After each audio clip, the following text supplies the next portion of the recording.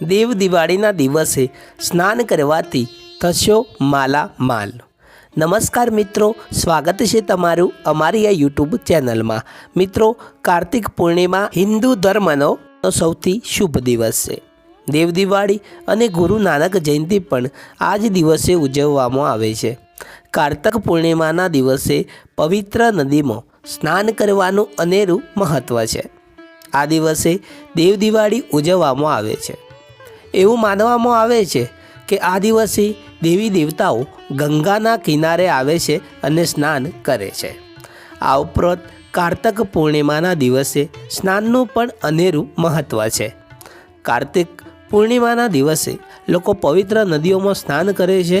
એવું માનવામાં આવે છે કે કાર્તિક પૂર્ણિમાએ સ્નાન કરવાથી 100 અશ્વમેઘ યજ્ઞો કરવા જેવું જ પુણ્ય પ્રાપ્ત થાય છે।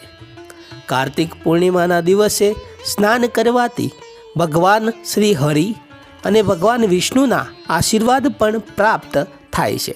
તેથી આ દિવસે લોકો ગંગા અને યમુના જેવી નદીઓમાં સ્નાન કરે છે। જ્યારે ગુજરાતમાં સિદ્ધપુર ખાતે કાર્તિકનો બહુ મોટો મેળો ભરાય છે અને ઘણા બધા લોકો આ મેળામાં જાય છે। કાર્તિક પૂર્ણિમાની તિથિ 15 નવેમ્બર 2024ના રોજ સવારે 6:19થી શરૂ થશે, જે 16 નવેમ્બરના રોજ 2:58એ સમાપ્ત થશે।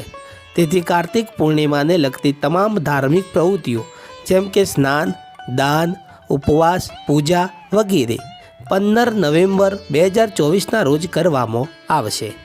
કાર્તિક પૂર્ણિમાને દિવસે પવિત્ર નદીમાં સ્નાન કરવું અને દાન કરવું વિશેષ ફળદાયી છે। કહેવાય છે કે આ વિધિ હંમેશા ભગવાન વિષ્ણુના આશીર્વાદ લાવે છે।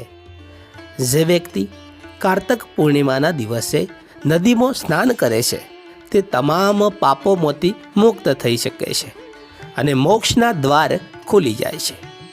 કાર્તિક પૂર્ણિમાના દિવસે ભગવાન વિષ્ણુ અને માતા લક્ષ્મીની પૂજા કરવાથી તમારી આર્થિક સ્થિતિ સુધરી શકે છે અને પૈસાના ખર્ચને અટકાવી શકાય છે। અને અંતમાં મિત્રો, જો તમે આ કાર્તિક પૂર્ણિમાના દિવસે સ્નાન કરશો તો ઘણો બધો લાભ થશે। અને અંતમાં મિત્રો, વિડીયો ગમે હોય તો વિડીયોને લાઇક અને ચેનલને સબસ્ક્રાઈબ જરૂર કરો। ધન્યવાદ।